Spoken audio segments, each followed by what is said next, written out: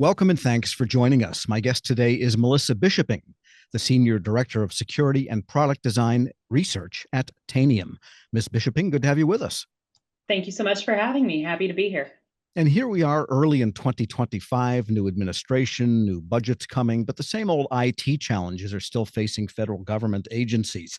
And you have this idea of the foundation for the technology ecosystem, a good place to start thinking about what people need to do. What is that, and what does that look like as we enter 2025? I think the foundations for technology haven't changed drastically. The good foundations are still things like visibility. You've got to have asset visibility, and that includes not just your hardware, but also your software. What has changed is the scale that we're working with and the time that we have to solve these problems. In the past, it's been asset visibility that might refresh on a weekly basis, or in some organizations, even less than that.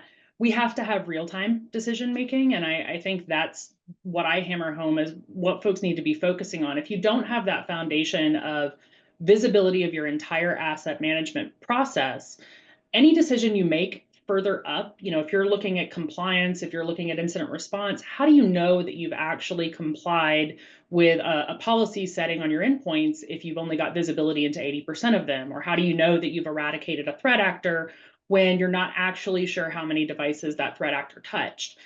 So foundation is still visibility first. You've got to have visibility and telemetry, but we've got to be able to do it faster, and we've got to do it in real time. And people are talking about security in a way that has to be automated and has to be orchestrated, has to be abstracted from the many tools that people might be using. And that gives rise to the idea of autonomous security, emerging term. Tell us what that means and what's your sense of where we're going here.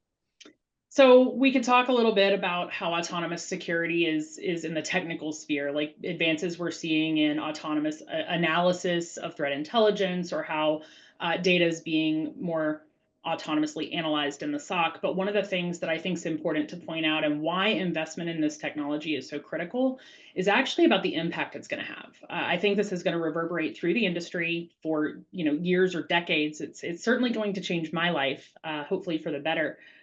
It's no secret that we are all burned out in this industry. Security practitioners are exhausted, and every year, if you look at the statistics, it's tens of thousands more vulnerabilities, more ransomware attacks, more nation state activity. You are seeing these numbers tick up, but human brains don't scale the same way the threats do. So the only way we have a fighting chance at getting ahead of any of this is by implementing autonomous security technology. And I think that there's going to be a balance in finding autonomous security that works with the analyst, the engineer, the incident responder, and not one that they're just going to blindly trust, but one that they're going to use as sort of a ride along, as a colleague, as a thing that they're able to interact with and use it to help tip off their spidey senses or validate a finding. We've seen in the last year or so, there was a study in the UK that linked cardiovascular illness to the stress that's faced in the industry following like ransomware attacks. And I think that tells the story about why this is so important and why every organization needs to be looking at ways they can implement autonomous security to preserve not just their organization's security, but their workforce's health. And is autonomous security about agents or AI? And what does it consist of? What does it look like in terms of the technical stack? Yeah, I think it's going to touch every part. I think you're going to see any agent-based product, including our own. We're investing in autonomous endpoint management because we believe that we provide such a vast amount of data that we can use that telemetry to help bubble up those insights and make good decisions with you.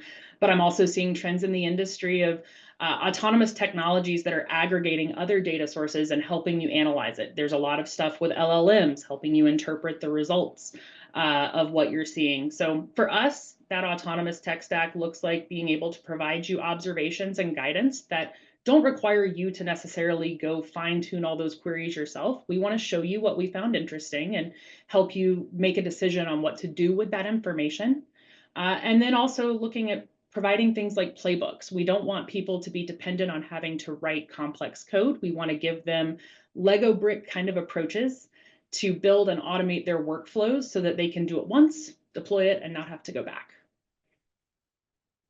Do you also see the idea of the guidance and the playbooks being coupled in such a way that under autonomy, maybe certain elements of the playbook could be invoked by these agents and by the LLM feeding, the autonomous system so that, yes, it'll tell you what you should do, but maybe also do it. That's where we get into confidence. I think that's where, as practitioners, we're as security practitioners, we're kind of skeptical by nature. It's part of what makes us good at our jobs. But as you start to build trust in what the guidance or observation is, and you start to build trust in the efficacy of the playbooks, we took the approach of giving you that real time feedback of, what performance impact, what was the success rate, if there were failures, we'll stop that rollout. Let's be intelligent about how we use automation because we don't want to put your environment at risk and we want you to be able to build that trust so that you can do exactly what you said of set it once and just know that every time that observation is seen, you want to take this action and you trust the process. And let's back up for a moment to Tanium itself. I've been covering you for a long time, and I think your product set and approach has really evolved from just the simple awareness of endpoints and endpoint management that's really blossomed. Give us an update. Yeah, so we're a real-time platform for everything in the ops and security, portfolio. We have a unique perspective of being able to unify so many of those teams. And as I've alluded to in other, conversations we've had today, real-time data is at the core of what we do. We're now taking that real-time data and amplifying it with the investments in autonomous technology. So autonomous endpoint management, or AEM, is a core part of our portfolio now. That is the Tanium platform. And that AEM philosophy is starting to infuse everything we're going to be doing. Everything from the guidance and observations that we surface to you to how to tune and set up your environment.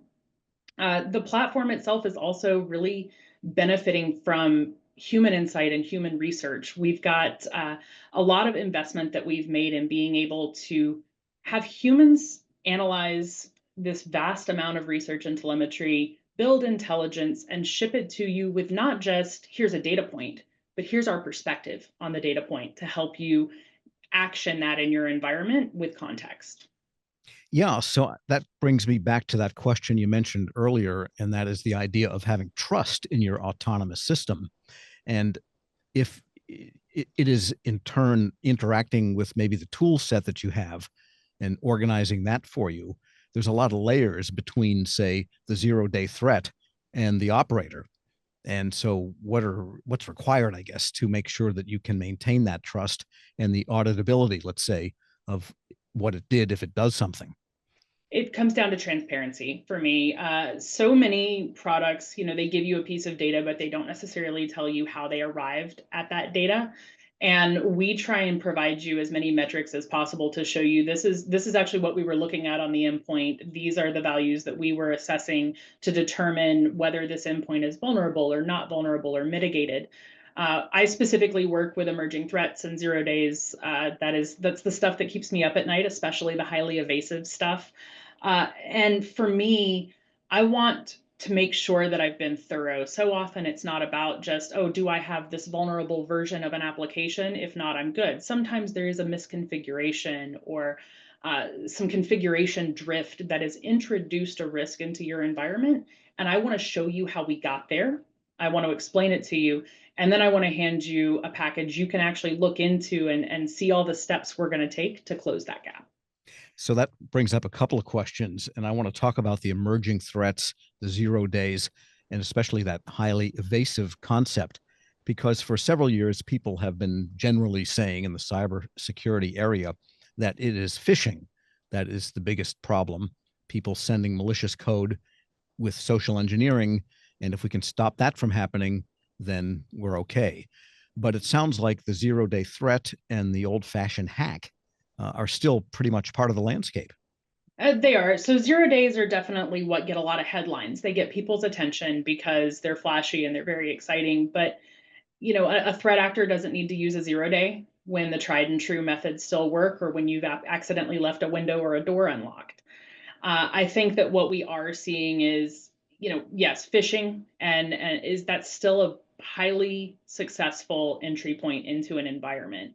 But there's other forms of social engineering that are equally successful. There's supply chain compromises, and if we solve for phishing, let's wave our magic wand and say that we solved phishing. The threat actors will advance. This is a cat and mouse game, and it always is going to be. We just have to start anticipating the other ways a threat actor can get into our environment.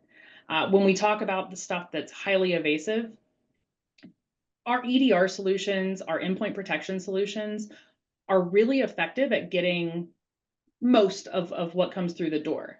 What I'm interested in and the stuff that I focus a lot of our research on is looking at living off the land abuse techniques, being able to take advantage of other tooling that might be on the endpoint. And that's the stuff that your EDR is never going to signal on because it's allowed software. It's stuff you use every day. I find that really interesting. And I think that threat actors also find it interesting. And we're seeing an uptick in those trends too.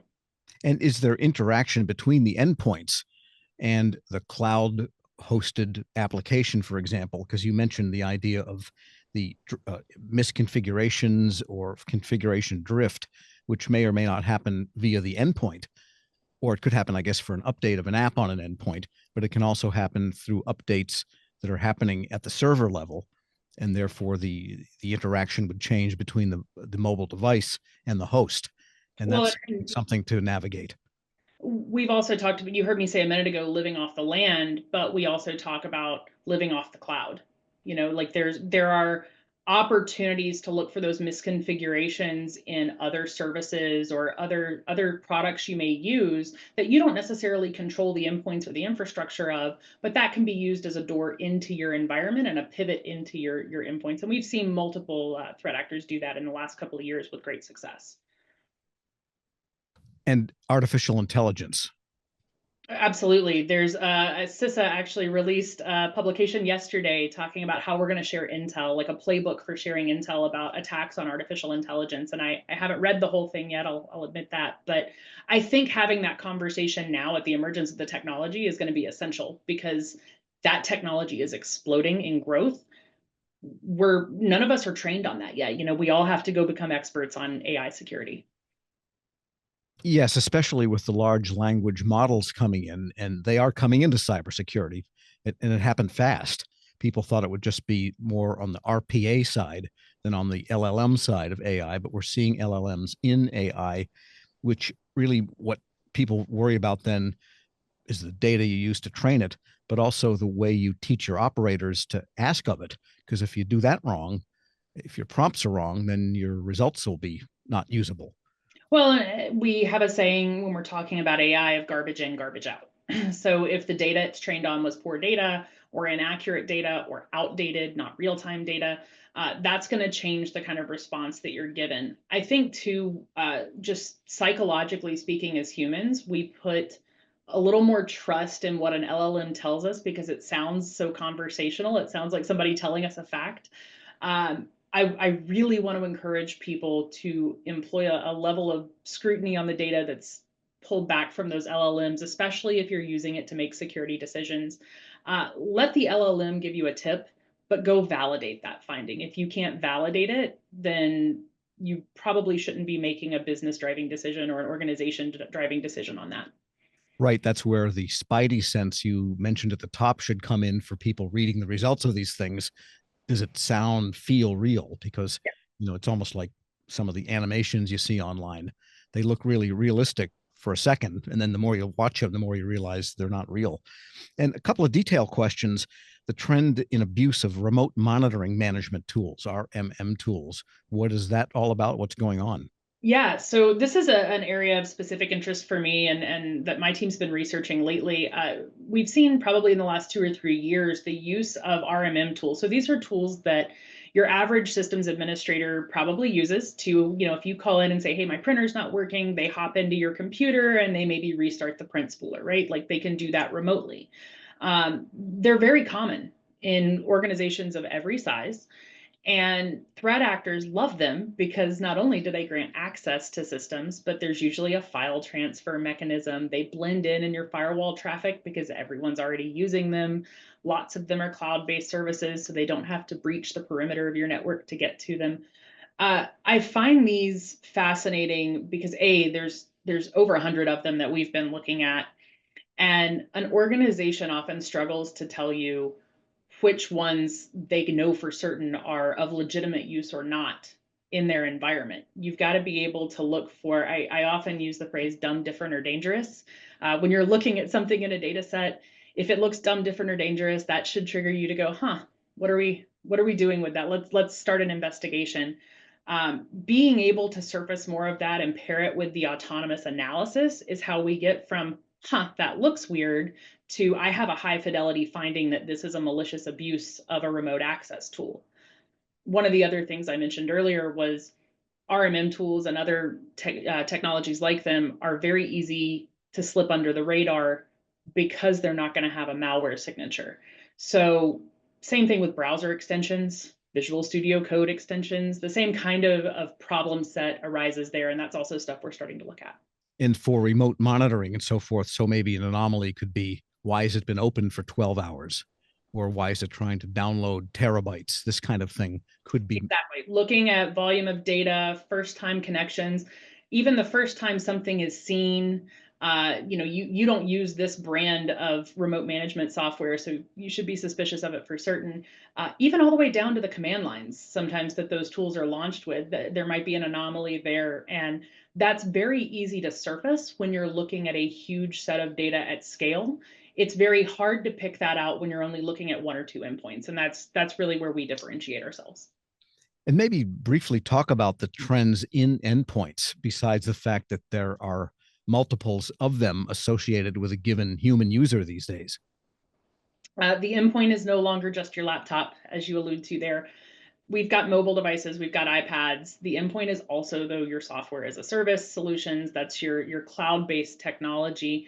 Uh, I think that we need to stop thinking of the endpoint as an island. Think of the endpoint as everything from your browser to your email inbox, your mobile device, your tablet. And then we also have to consider with remote work, we have things like, uh, your kid's gaming system, the cameras that may exist in your house, your smart doorbell. All of those things have to be considered from a risk management perspective, and we have to broaden our definition of what an endpoint is.